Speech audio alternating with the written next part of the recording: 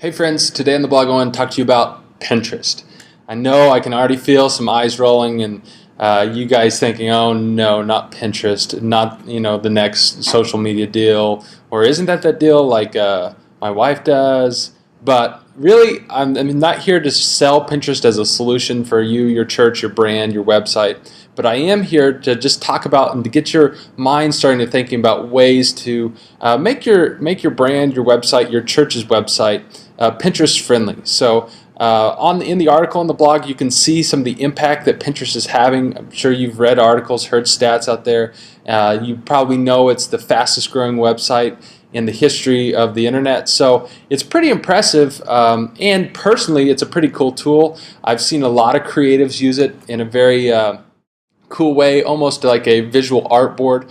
So instead of ripping up magazines or photocopying things, taking pictures and so on and so forth like we used to do to create a collection of inspiration. Now Pinterest is really becoming that for a lot of creatives, and it's a quick way to do it, it's an easy way to do it, and it's a great way to network and see what other creatives out there are pinning.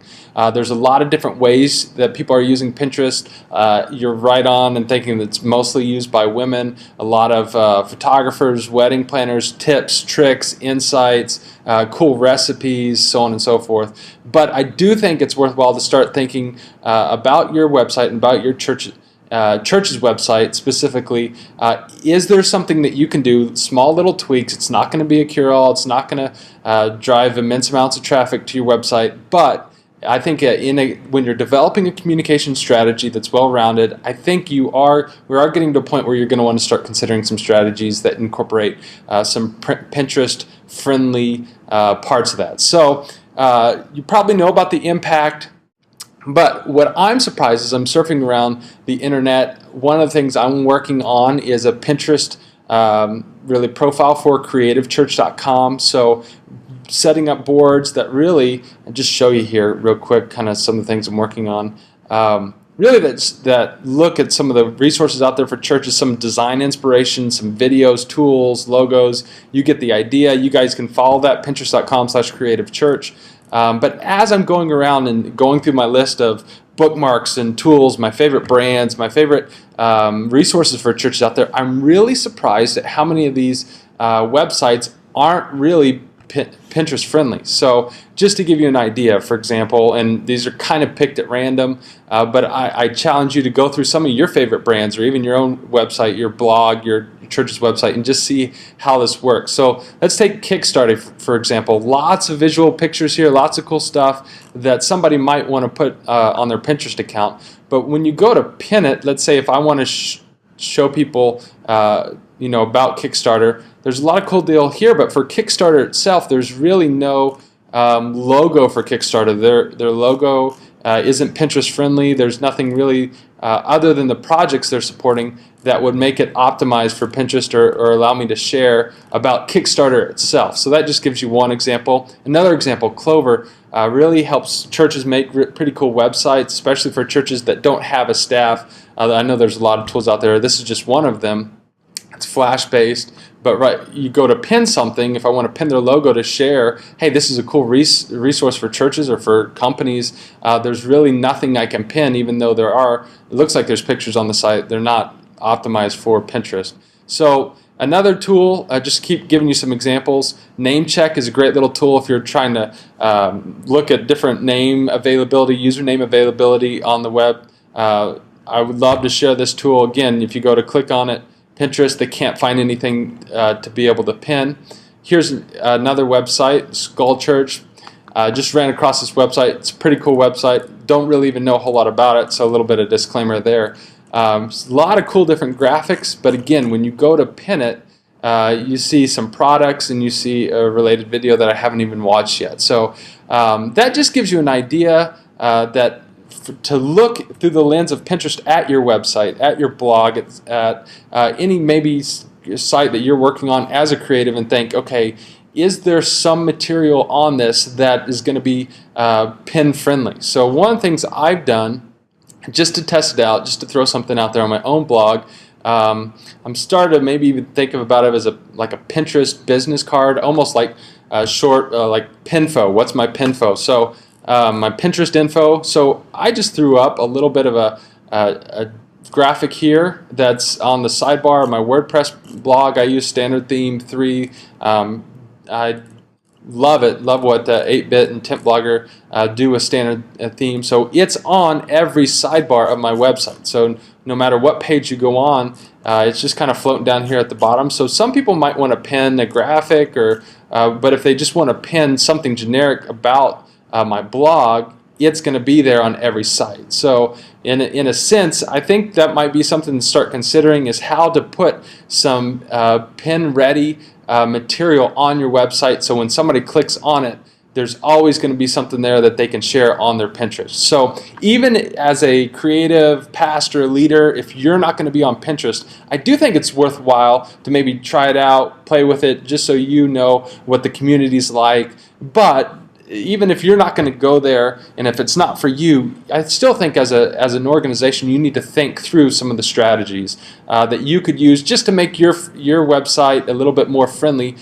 for people who do love Pinterest, because there are going to be people who love Pinterest and who love your church, and that and you want those to be able to mix, and you want to give them some content to be able to share on their Pinterest. So that's kind of part one of the video. Now, just to give you a couple ideas, if you want to go to the next level, here's just some thoughts. On Pinterest website, they have a section that's called Goodies, and I really recommend you check that out. So that's going to be where you're going to find a pin it button that you can use up in your toolbar. And it's got some support videos, an app for your iPhone. It can follow you. You can use these on your website.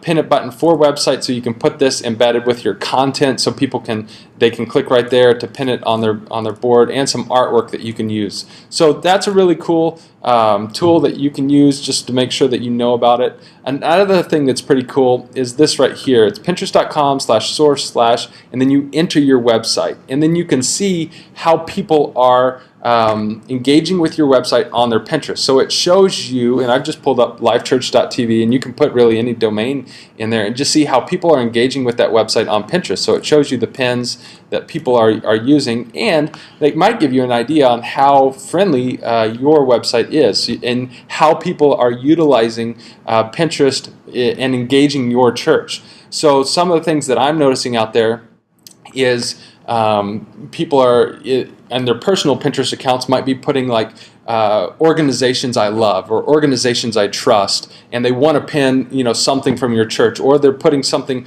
this is about me, and so they're putting pins in this board from everything that they love. And if they're a part of your church, but there's nothing that they can pin on your website, then that's a missed opportunity. So that tool that Pinterest provides really can be pretty cool to see how people are engaging. You might want to check out how they're engaging with some other churches or some other similar nonprofits, brands, just to see how you guys might be able to really optimize some of your content for Pinterest. So just some cool things there.